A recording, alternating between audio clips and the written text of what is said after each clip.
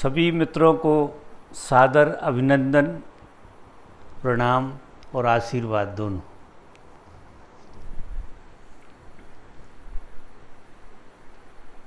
किसी मित्र की खबर मिली है मुझे कि कुछ प्रश्न किसी के हैं, ऐसी खबर मिली। तो किन के हैं प्रश्न? वो तुम्हारा? तुम तो यार उत्तर हो और तुम्हारे प्रश्न आ रहे हैं। तुम्हारा बाद में देखेंगे। किनका? आपका है? हाँ बोलिए।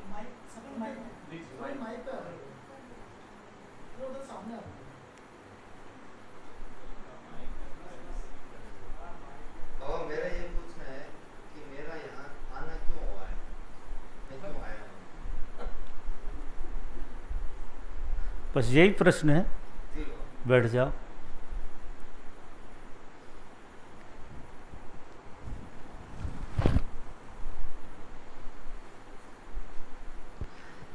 बात बड़ी पते की पूछ रहे हो। एक प्रश्न हम आपसे पूछते हैं कि आप पैदा क्यों हुए, इस धरती पर क्यों आए?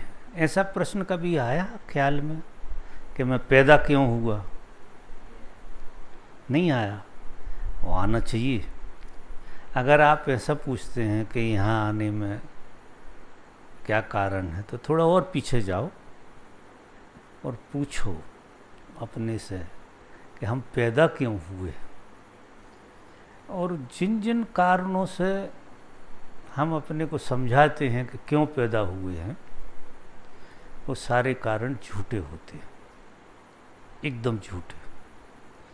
वो रहस्य खुलने में 70 साल लग जाते हैं। आखिरी तक समझ में आता है कि जिन कारणों से हम रह रहे थे वो कारण एक भी नहीं था, वो बहाने थे। और जो कारण से हम पैदा हुए हैं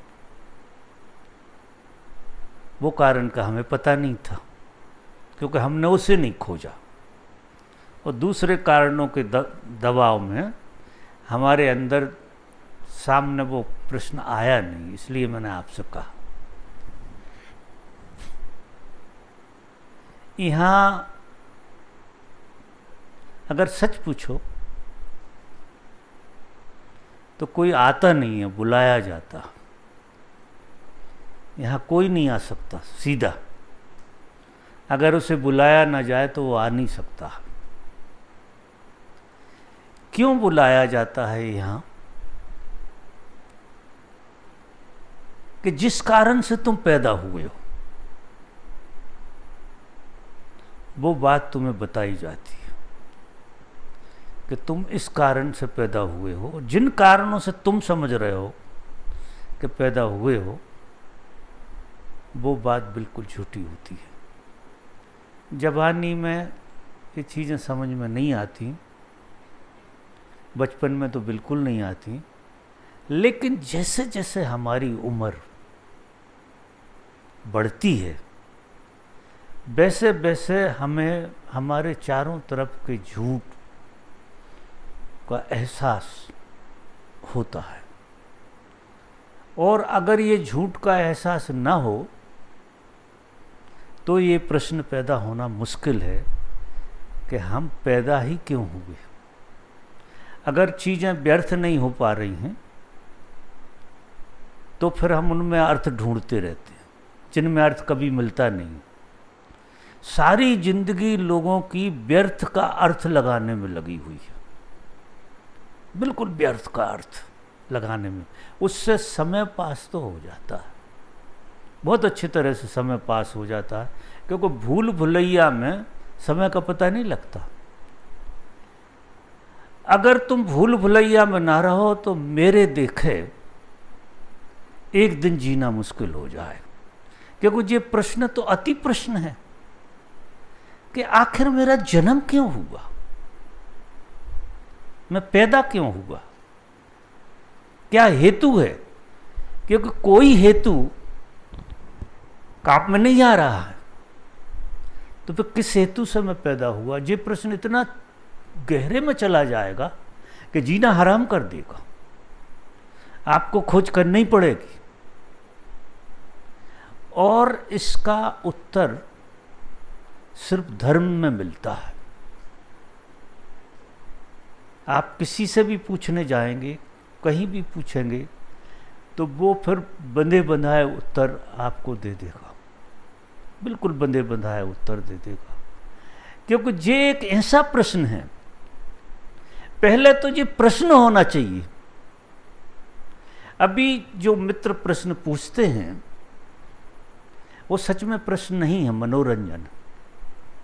सब मनोरंजन की बात है। मैं भी मनोरंजन करता हूँ उनके साथ, और मनोरंजन करते करते थोड़ा मनोभंजन भी कर देता हूँ। थोड़ा सा मैं हल्की सी क्लिप बता देता हूँ उसी में, तो वो इशारा जिसको मिल जाता है वो चल पड़ता है। बाकी मैं भी मनोरंजन करता हूँ, क्योंकि प्रश्न मनोरंजन से आया है। आपने थोड़ा सा अच्छा प्रश्न पूछा है, ऐसे मानता हूं मैं, लेकिन एक कदम पीछे से नहीं पूछा, एक कदम आगे बढ़ कर पूछा। चलो ठीक है, जिस भाषा में आप बोल सकते हो, जिस समझ में बोल सकते हो, उसमें पूछा तो सही आपने। तो देखो मित्र, क्या है, जीवन बहुत रहस्य, इतना गहरा रहस्य जीवन जितना गहरा परमात्मा है। जिसने जीवन के गहराई में छलांग लगा ली, वो परमात्मा के हृदय में प्रवेश कर जाता है। सीधा परमात्मा को ढूंढने का कोई उपाय नहीं है। तुम कितने ही हाथ पैर मानना कि तुम परमात्मा को ढूंढने चले हो, तो कोई दूसरी दिशा में चल पड़ोगे, पता नहीं कौन से खेल में फंस जाओगे। क्योंकि खेल परमात्मा के नाम से जितने चलते हैं, इतने तो संसार के नाम से भी नहीं चलते। क्योंकि आदमी को क्यों भुलाया जाता है? क्योंकि वो भूलना चाहता है, वो जागना नहीं चाहता। तो 1760 अखाड़े इस खेल को खेल रहे हैं, और आपको भुला देंगी कि आपके अंदर जो अत्यांतिक प्रश्न पैदा ना हो जाए, तो एक झूठी तृप्ति आपको दिला देंगे कि ऐसे से ऐसा कर लो आप, और आपको जीवन का पता लग जाएगा। जीवन का पता जीवन की गहराई में उतर कर लगता। जीवन का पता ऊपर तैरने से नहीं लगता। हम ज़्यादा से ज़्यादा तैर सकते हैं, लेकिन तैरने से थकोगे, और थक के फिर ये लगेगा कि ये काम हमारा नहीं है, कोई और का है। इस सत्य को जानना, परमात्मा को जानना, ये सारी चीज़ें हमारी नहीं है, ये कोई और की है। ऐसे कह के हम अपने को समझा लेते हैं।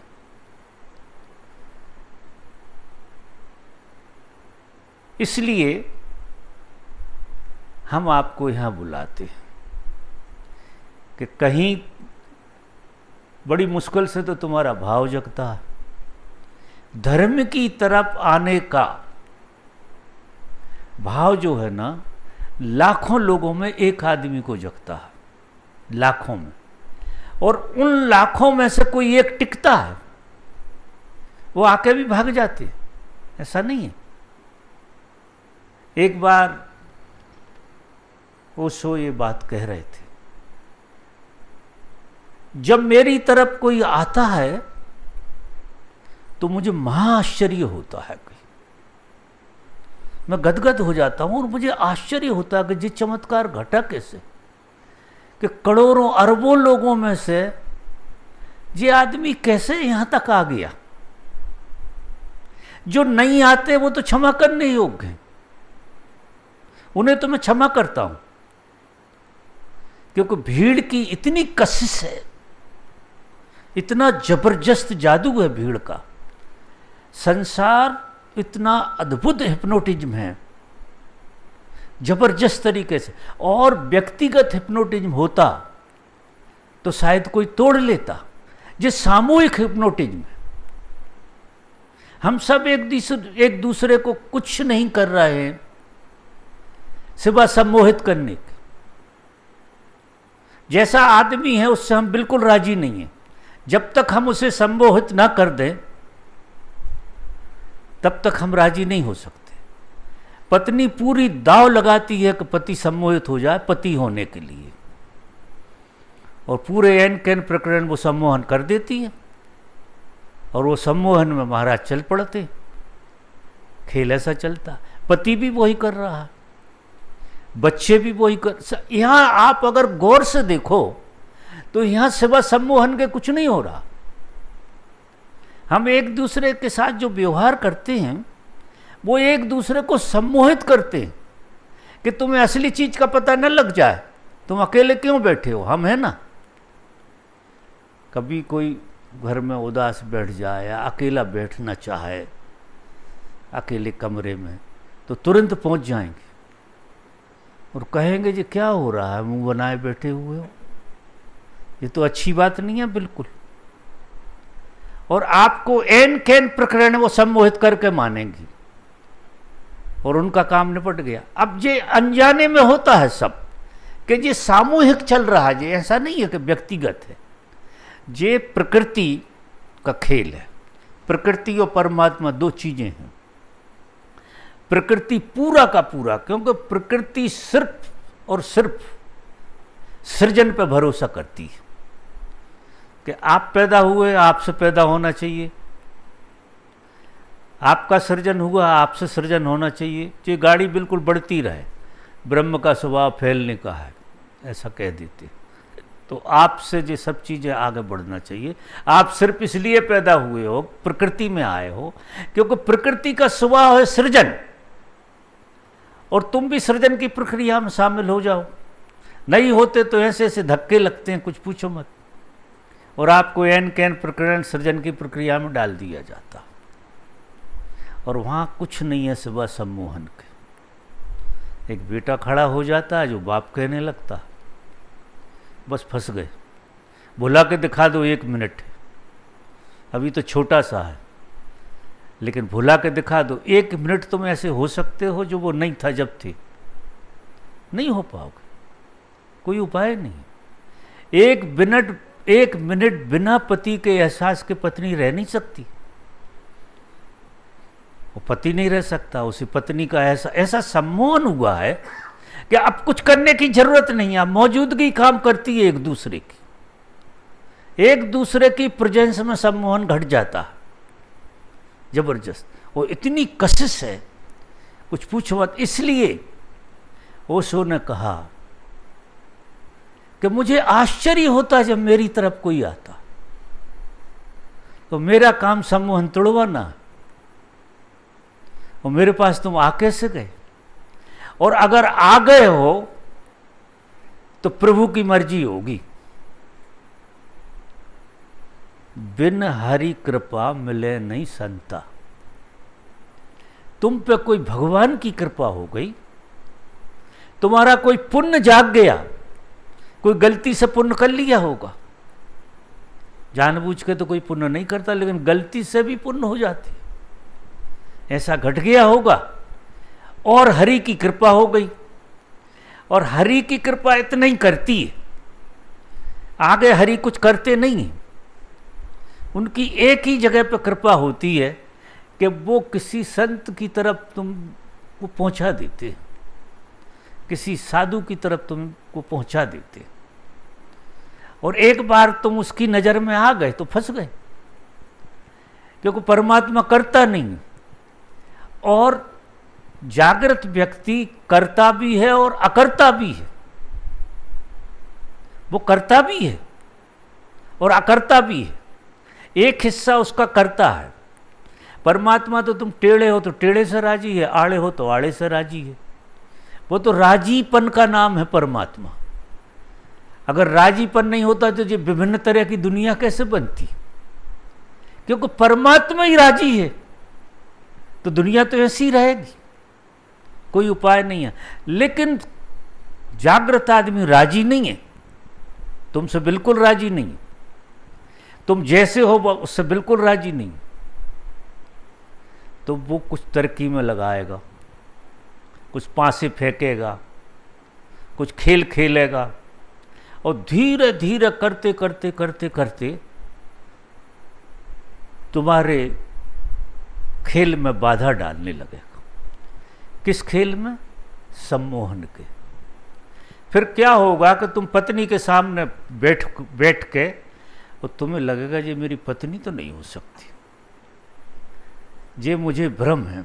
अब यहाँ से शुरुआत होती, जैसी साधना शुरू होती है और जैसे ही चेतना का ऊर्ध्वगमन शुरू हो जाता है, वैसे ही एक खेल शुरू हो जाता है, सम्मोहन टूटने लगता है।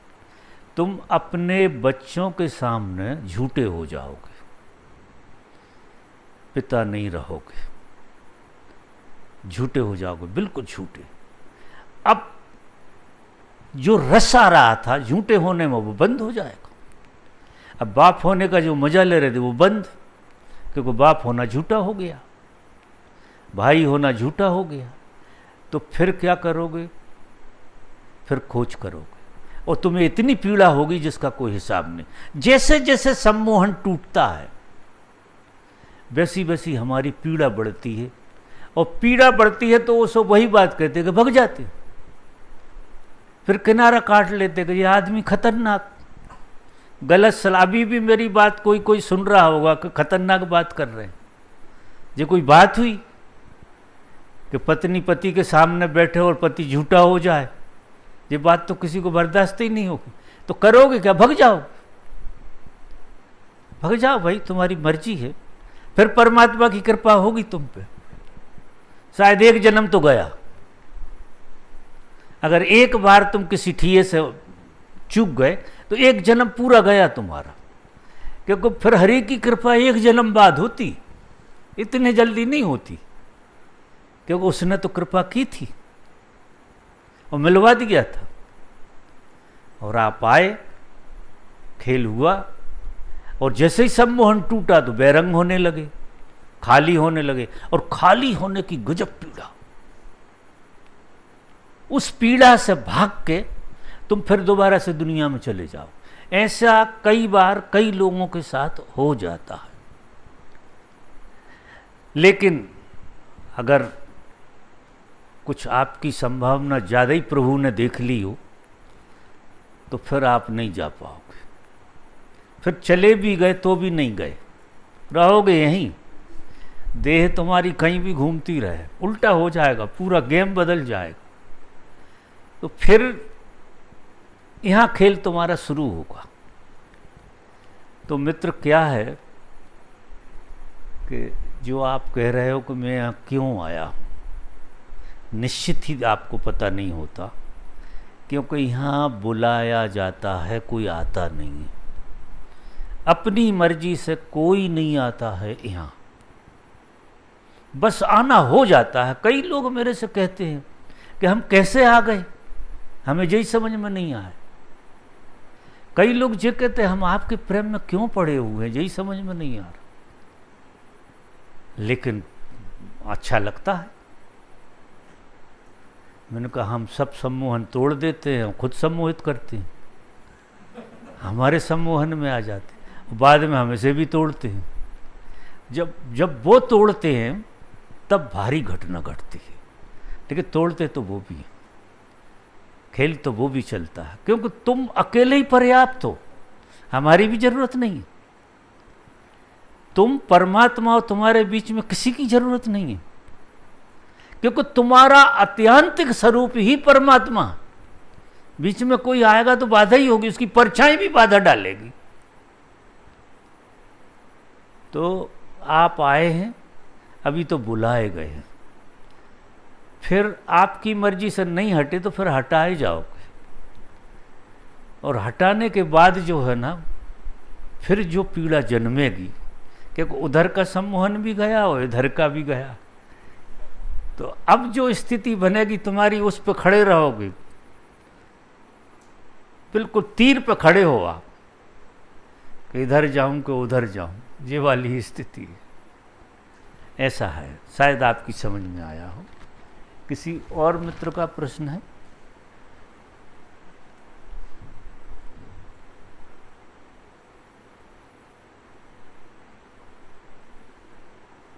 मुझे ऐसे 2-3 प्रश्न थे, लेकिन जो सबसे महत्वपूर्ण और मेरे लिए जरूरी लगता है वो मैं करना चाहता हूँ। तो मैंने बताया कि 2-3 प्रश्न थे, लेकिन मैं सबसे महत्वपूर्ण अपनी यात्रा के लिए समझता हूँ, वो मैं करूँगा। मैं जब 10+2 के बाद ओशो को पढ़ना शुरू किया, उसके बाद फिर मैं खोजने लगा कोई आश्रम हो ऐसा जहाँ की मैं ध्यान करूँ। तो मैं देखा कि बनारस में एक आश्रम है जहाँ की बगल में यूनिवर्सिटी में। तो मैंने यूनिवर्सिटी का एग्ज़ाम इसीलिए शुरू दिया कि मैं आश्रम जा सकूँ। तो मैं पता नहीं कैसे एग्ज़ाम भी निकल गया और मैं वहाँ गया। तो मेरा सारा ध्यान मतलब ध्यान में ही था, 4-5 साल तो मैं जो रहा वहाँ। और दूसरी चीज़ें ये घटती थी कि मुझे लगता था कि मतलब मेरे साथ ऐसे ऐसे लोग जुड़ते गए जो कि इंटरनेशनल या नेशनल रूप से मतलब शायद मैं प्रमोट कर पाता हूँ सबको, लेकिन वो चीज़ें खलती है मुझे, क्योंकि मेरे साथ ऐसे लोग थे जो कि मैं यूनिवर्सिटी लेवल पे या नेशनल लेवल पे आराम से मतलब जाता तो मैं एक अच्छी छवि बनाने के साथ मैं बांट सकता था उसको। तो बस यही मुझे इशारे मिलते रहते थे दिन प्रतिदिन कि ये इवेंट है, तुम्हारे यहाँ के जान पहचान के लोग हैं, तुम कर सकते हो ऐसा मुझे। लेकिन मैं फिर उसको मतलब अपने लूज माइंड से छोड़ देता था जाने को। ये आज मेरे दिमाग में खलती है ये सब चीज़ें, और मेरे साथ जितने लोग जुड़े थे आज मैं उन सबका दोषी पाता हूँ, पता नहीं क्यों। मेरी आत्मा ये कहती है कि तुम उनको दे सकते थे। मेरा रिसेंट में एक फ्रेंड बड़ा अभी, वो वीट्स गांजा जो होता है वो ज़्यादा पीता था, लेकिन दिल का बहुत अच्छा था। तो वो मेरे से पूछता भी था कहाँ रहते हो या तुम क्या करते हो, तुम मतलब बहुत इंटरेस्टेड था, मेरे में उत्सुक था, पता नहीं क्यों। मुझे लगता है कि मतलब मुझे जो काम सौंपा गया था वो नहीं कर पाया मैं, या मैं बांट सकता था चीज़ों को, लेकिन उसका मैं दोषी मानता हूँ अपने आप को। इधर कुछ दिनों से मुझे ये भाव गाने में सताता है, तो मतलब कि मौका अच्छा था तुम्हारे पास। बैठ जाओ।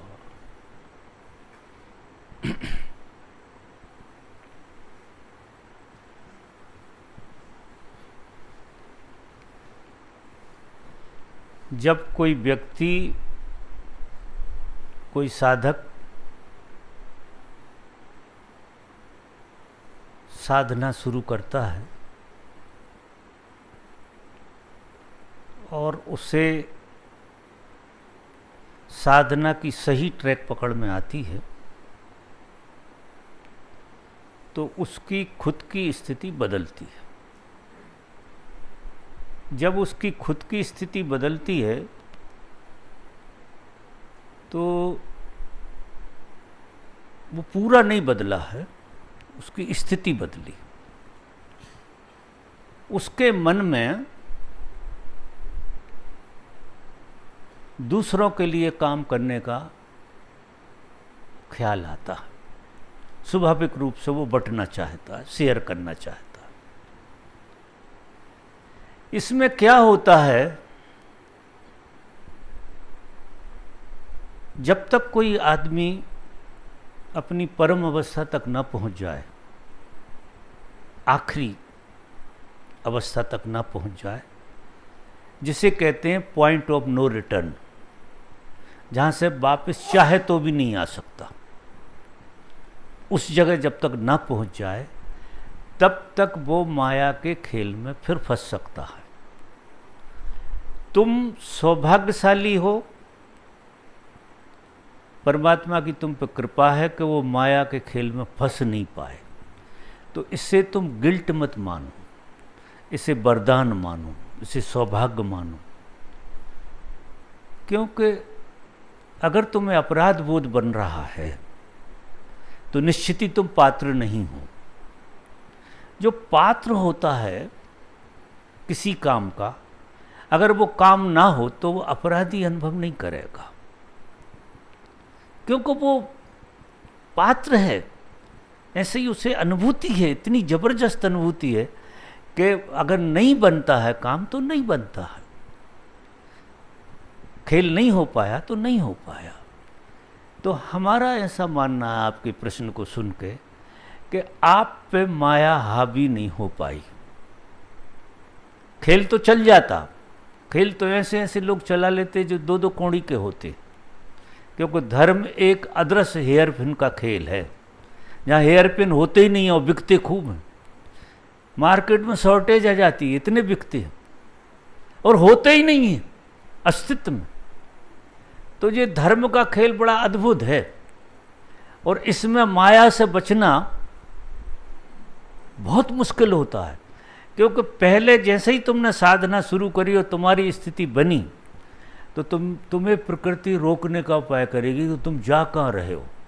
फिर उसके फंसाने के वो तरीके नहीं हैं, वो ऐसे तरीकों से फंसाती है कि तुम्हें 4 से 10 शिष्य मिल जाएंगे और वो तुम्हारे साथ अच्छा भी लगेगा, तुम्हारी तारीफ भी करने लगेंगे, तुम्हें लगेगा बड़ा मज़ेदार काम है जी। तो और इसमें से कोई बच जाए तो हम उसे बहुत पहलवान मानते हैं कि वो लौट के अपने में आ जाए, या प्रभु की ऐसी कृपा है उस पर कि वो फंस नहीं पाया चाह के भी, ऐसी स्थिति हो गई। तो आपकी स्थिति जो भी है उसको संभाल लो आप। अभी दूसरों की स्थिति के बारे में गिल्ट मत बनाओ, क्योंकि वो अगर बात होती तो हो जाती, फिर रुकने वाली बात नहीं। क्योंकि जो अस्तित्वगत है, जो सच है, वो होकर मानेगा, और जो झूठ है उसमें विघ्न आ जाएंगे, कोई ना कोई विघ्न आ जाएगा और वो खत्म हो जाएगा, और सच होकर मानेगा। तो अगर आपके अंदर वो पात्रता थी तो तुम्हें नहीं बनाना पड़ता वातावरण, वातावरण तो बन जाता है, अपने आप बन जाता है, क्योंकि परमात्मा का खेल है जी, साधारण खेल नहीं है, वो ऐसे ही बन जाता। तो आप अपराध बोझ से बिल्कुल मत भरो, अपनी साधना का मजा लो। अभी आप ठीक ट्रैक पे हो आप, और अपनी साधना का आनंद लो। एक दिन शायद ऐसा आ जाए कि तुम्हारी वो स्थिति हो जाए, और फिर खेल तुम आश्चर्य करोगे, तुम्हें नहीं करना पड़ता, होती हैं चीज़ें, करना चीज़ें होती हैं अपने आप, और तुम देखते हो तमाशा कि जी क्या हो रहा है।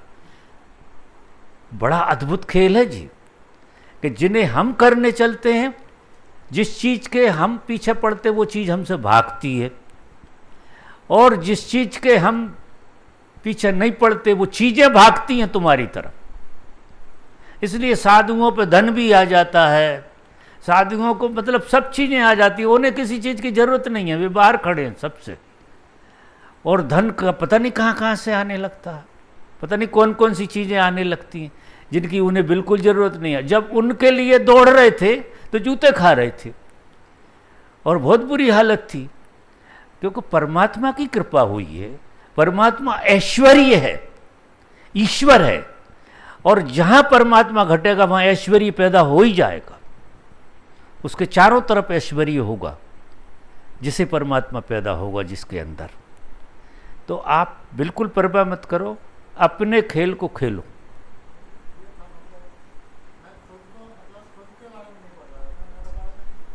नहीं, वो नहीं, बिल्कुल दूसरे की तो सोचना ही नहीं है, दूसरे के बारे में आपको सोचने की जरूरत नहीं है।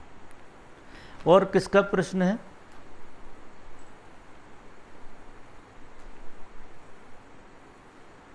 किसी का नहीं है प्रश्न, तुम्हारा तो कोई प्रश्न होता ही नहीं है।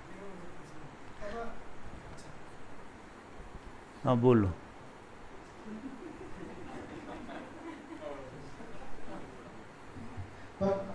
हेलो, सब लोग बाबा जैसे ध्यान में बैठते हैं रोज, तो 1.5 घंटे का मेडिटेशन होता है, तो कुछ लोग इजीली बैठ पाते हैं 1.5 घंटा, कुछ लोग 1 घंटा, कुछ लोग आधा घंटा। तो बाबा इस कंडीशन में आपकी मौजूदगी में क्या घटता है सभी लोग के साथ में? क्योंकि जो घटता है उसको पकड़ने की संवेदनशीलता तो होती नहीं, तो ऐसा लगता है कि यात्रा नहीं हो रही है, वहीं खड़े हुए हैं। तो बाबा वो कितनी ग्रेस मतलब सबको घट रही है, वो थोड़ा सा उसको देखो, तुम किसी का पता तो लगा नहीं सकते। तुम्हारे पड़ोस में कोई बैठा हो और वो 5वें शरीर में हो, तुम्हें पता नहीं लगेगा, 4थे शरीर में हो, तीसरे में हो, क्योंकि ये सारा खेल रहस्यमय है। इसलिए मैंने कहा जीवन बहुत रहस्य है, और जब तक कोई आदमी परम अवस्था तक नहीं पहुंच जाता तब तक कोई मेजरमेंट काम नहीं करता। उनकी स्थिति पहले कदम पे है और आखिरी कदम के पास भी है, और आखिरी कदम के ऊपर जब तक सीढ़ियों के ऊपर छत पे ना चला जाए, कोई तो गिर सकता है ना। जरा सी भूल से नीचे गिरेगा, वो पहली सीढ़ी पे ही आएगा, सीधा गिरेगा तो आएगा कि नहीं, बीच की सीढ़ी पे नहीं रुक सकता वो।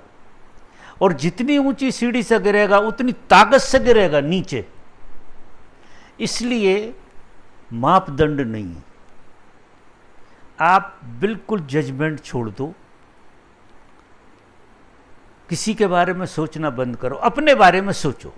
और अपने बारे में सोचोगे तो पक्की बात है कि आपकी निष्ठा झूठी है, आपका ध्यान झूठा है।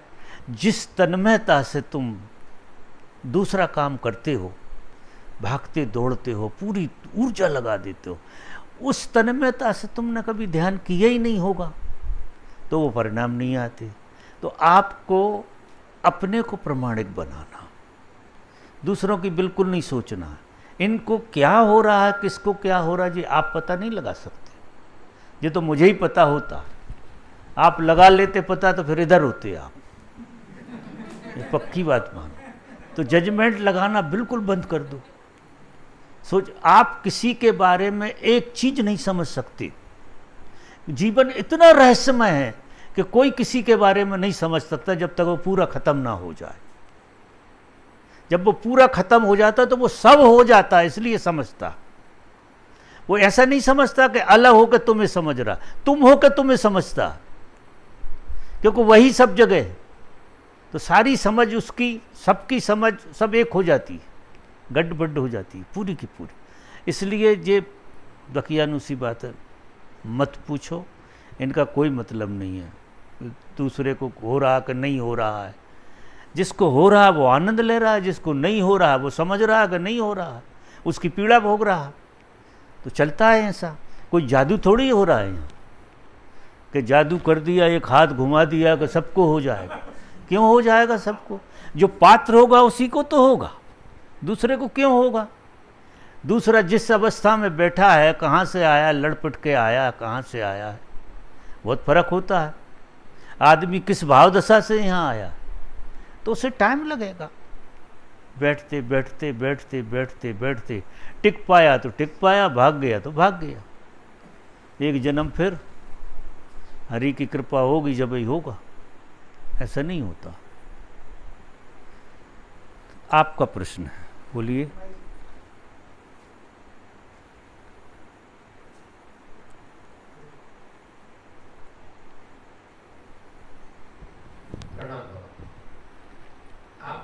आप ज्यादातर एक बात करते हैं बाबा, या तो साधना में व्यक्ति काम में होता है या सीधा राम में होता है, बीच में कुछ है नहीं। तो ड्यूरिंग जर्नी, यात्रा के दौरान काम की स्थिति, और मतलब जैसे स्थिति अच्छी बनने लगे और एकदम जब आखिरी आपकी समाधि के पहले के क्षण तक काम की स्थिति क्या रहती है, और उसके साथ साथ उसके समझ का क्या रोल रहता है काम वासना के साथ। संसार में तो रहेगा ही वो बंदा, तो काम का रिलेशन पूरा काम से राम का रूपांतरण, उसके बारे में अगर कुछ आप बता सकते। और मन कहाँ कहाँ चालाकी करता है इसके बीच। मन और चालाकी दो चीजें नहीं है। चालाकी का दूसरा नाम ही मन है। जहाँ चालाकी नहीं है वह मन है ही नहीं। पहले तो ये बात याद रखो, चालाकी और मन एक ही बात है। दूसरी बात, साधक एक संघर्ष को जीता है, उसके साथ दोनों स्थितियां काम करती हैं, काम भी और राम भी। आखिरी दिन तक काम करते, काम भी करता है और राम भी करते। राम अपनी तरफ खींच रहे हैं और काम अपनी तरफ खींच रहा है, और आदमी एक रस्सी तनती है ना, एक तनाव है। दोनों तरफ से मजबूत पहलवान लगे हुए हैं, और रस्सी को कभी कभी ये पहलवानों को दाव लग जाता है तो इस तरफ झुक जाती है, कभी इन पहलवानों को दाव लगता है तो इस तरफ खुंचती है। यानी परमात्मा और प्रकृति के बीच में गजब की कशिश है, उसका नाम जीवन। जिस करंट को तुम जीते हो वो तनाव है। इसलिए आदमी के जीवन में संघर्ष अनिवार्य है, संघर्ष रहेगा ही। वो प्रकृति और परमात्मा का तनाव है, वो किसी व्यक्ति तो यहाँ कोई है ही नहीं। तुम क्या हो? प्रकृति और परमात्मा के जोड़ हो। अब प्रकृति तुम्हें नीचे गिराना चाहती क्योंकि वो संतति पे भरोसा करती, वो काम पे ही भरोसा करती है, और परमात्मा कहता है कि अब बहुत हो गई, कितने दिनों से, तो वो कृपा करता है, वो कृपा करता है। कृपा से क्या होता है? तुम्हारी थोड़ी बुद्धि बदलती है और फिर तुम उस तरफ को खींचते हो, अपनी डोरी छोड़ते हो उसकी तरफ, पतंग आपकी। ये ऐसा खेल चलता है। स्थितियाँ साधक की बदलती रहती हैं, चाहे वो किसी भी अवस्था में हो। एक उदाहरण दूं, एक बार महावीर या बुद्ध विहार करते हुए कहीं से निकल रहे थे। उनके शिष्यों ने कहा, एक पहाड़ पर खड़ा हुआ साधु साधना कर रहा था, खड़े होकर साधना कर रहा था। तो उनने पूछा, प्रभु ये साधक बड़ा साधक लगता है, अच्छी साधना दिख रही है इसकी, आप क्या कहेंगे इसके बारे में? अगर इसकी देह अभी छूट जाए तो ये कहाँ पहुँचेगा? तो उनने कहा कि इस वक्त जो इसकी चित्त की दशा है, ये देव योनि में पहुँचेगा। और वो आगे बढ़ गए, शिष्यों ने मान ली बात। फिर 3 महीने बाद उसी रास्ते से उनका लौटना हुआ, और जब वे लौट के आ रहे हैं तो फिर शिष्यों ने पूछा कि प्रभु 3 महीना हो गए, अब इस शिष्य की क्या स्थिति होगी, ये साधक की? तो कोई अगर अभी ये शरीर छोड़ दे, इस वक्त जो इसकी चित्त की दशा है, ये घोर नरक में जाएगा। इसकी चित्त की ऐसी दशा है। अब वो खड़ा साधना नहीं कर रहा है, लेकिन क्या होता है साधक का, कि साधक कई बार नरक को जीता है और कई बार स्वर्ग को जीता है। कई बार उसकी चेतना फ्री हो जाती है और स्वर्ग का अनुभव करता है वो, और कई बार उसकी चेतना बिल्कुल अधोगामी हो जाती है, नरक में चली जाती है और नरक का अनुभव करता है। दोनों चीज़ें उसको घटती रहेंगी, ये रस्साकसी चलती रहेगी। जब तक कोई आदमी पोलरिटी में जी रहा है, 2 पोल में, जब तक वो अच्छा और बुरा देखता है, जब तक पाप और पुण्य देखता है, जब तक साधक और असाधक देखता है, जब तक बुराई और अच्छाई देखता है, तब तक वो आदमी प्रकृति के बंधन में है। क्योंकि प्रकृति ने हर खेल को 2 में तोड़ दिया है, बुरे में, अच्छे में, प्रेम में, घृणा में।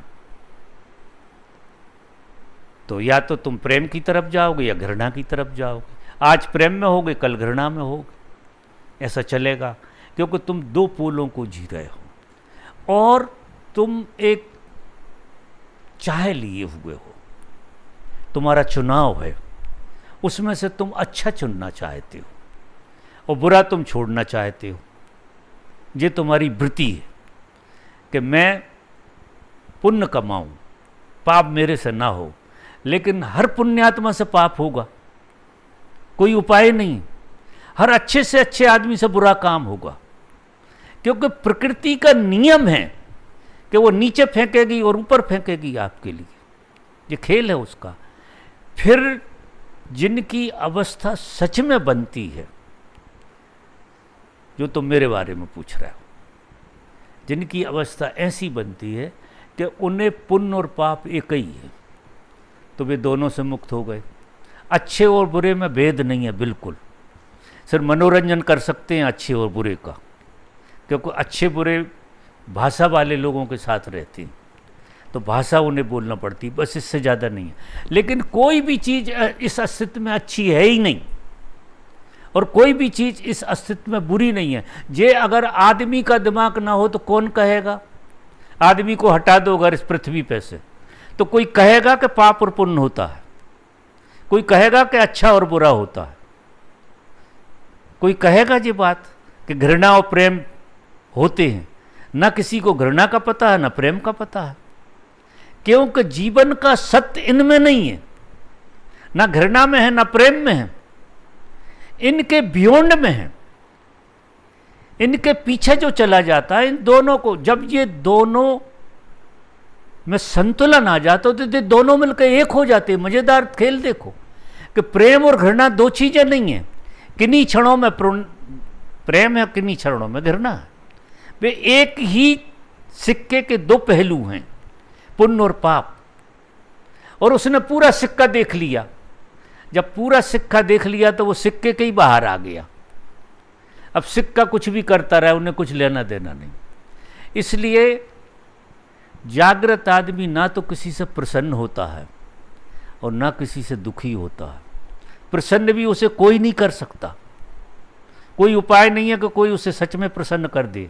कौन सी चीज प्रसन्न? अगर प्रसन्न होगा तो दुखी होगा ही, कोई उपाय नहीं है।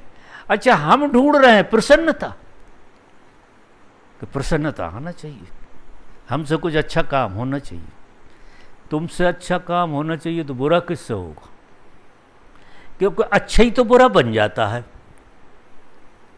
जैसे ही समय गुजरता है, आज तुम्हारे चित्त की दशा किसी चीज़ को अच्छा देखती है और चित्त की दशा पर निर्भर करता अच्छा बुरा तो कुछ भी नहीं होता। तुम्हारा मूड अगर खराब है तो चीज़ें बेकार लगने लगती हैं, और तुम्हारा मूड बहुत अच्छा चित्त का तो चीज़ें बड़ी अच्छी लग रही हैं तुम्हें। तो अच्छा बुरा जैसा क्या हुआ? ये तो तुम्हारी चित्त की अवस्था है जो खबर दे रही है। अच्छे बुरे का अस्तित्व नहीं है, तुम्हारी चित्त की दशा का अस्तित्व है कि चित्त किसी वक्त किसी चीज़ को अच्छा मानता है और किसी वक्त किसी चीज़ को बुरा मानता है। तो अब इतनी अकल नहीं है कि जिस चीज़ हम कल अच्छा कह रहे थे आज बुरा कह रहे, तो हमें एक थप्पड़ मार लेना चाहिए कि हम ही हैं वो जो कल अच्छा कह रहे थे आज बुरा कह रहे। इसका मतलब है कि हमें बहुत धोखा हो रहा है। ना अच्छी चीज़ अच्छी है ना बुरी चीज़। प्राण देने तैयार हो जाते हैं प्रेम के लिए और प्राण लेने तैयार हो जाते हैं घृणा, उसी व्यक्ति से, ठीक उसी व्यक्ति से। ऐसा खेल चलता है। इसलिए कोई प्रेम कर नहीं पाता, क्योंकि प्रेम अगर सच में तुम्हारा किसी से हो जाएगा, मारोगे भी उसे, मार डालोगे तुम उसके लिए। इसलिए प्रेम भी कुनकुना हो, घृणा भी कुनकुनी, तो तुम मार नहीं सकते उसे, क्योंकि इतना प्रेम ही नहीं किया कि मार डालो। प्रेम और घृणा दो चीजें नहीं हैं, एक ही सिक्के के दो पहलू। और जानने वाला इन दोनों के पार जाएगा। अगर तुम प्रेम से मुक्त होना घृणा से मुक्त होने चाहते हो तो सबसे पहले प्रेम से मुक्त हो। प्रेम से हाथ जोड़ लो, समझ लो कि ये धोखा है, घृणा ही रूप बदल के आती है। तुम अच्छे के साथ रहना चाहते हो तो बुरे को स्वीकार लो, क्योंकि अच्छा बुरे को, जैसे घड़ी का पेंडुलम ऊर्जा देता है ना, बुरे को पैदा होने के लिए अच्छा ऊर्जा दे रहा है और बुरा अच्छे को ऊर्जा दे रहा है बुरा होने के लिए, अच्छा ऊर्जा दे रहा है बुरा होने के लिए। ऐसा इसलिए मैं कहता हूँ कि जीवन एक रहस्य पूरा का पूरा, इसको समझना बहुत मुश्किल है। जब तक कोई आदमी दोनों के पार ना, दोनों के पार होकर ही कोई किसी के काम भी आता है, क्योंकि वो किसी से घृणा के कारण घृणा नहीं कर रहा, वो प्रेम के कारण प्रेम नहीं कर रहा, वो बिल्कुल दोनों के बाहर खड़ा, वो करुणा में कर रहा जो भी कर रहा, कि जे घृणा और प्रेम के झूठे जाल में फंसा हुआ है, जिस जाल से निकल जाए दोनों के से। वो ये आश्वासन नहीं देगा कि तुम्हारा प्रेम फल जाएगा। उसने जैसे ही ये आशीर्वाद दिया कि घृणा फिर फलेगी, उसके आशीर्वाद दो ही तरफ जाएंगे। ऐसा देता नहीं है वो आशीर्वाद कि तुम्हारा प्रेम फल जाए। उसे नहीं पड़ी हुई है तुम्हारे प्रेम की और ना तुम्हारी घृणा की, और तभी कोई बात बनती है। ख्याल में आ रही है आपकी बात? तो इस तरह का खेल है। अब मुझे ऐसा लगता है कि समय हो गया है, प्रश्न खत्म हो गए, उत्तर पूरे हो गए हैं।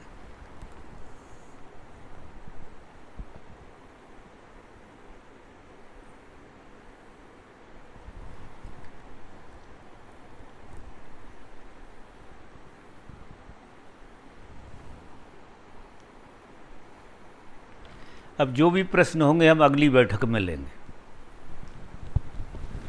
लंगर हटाओ।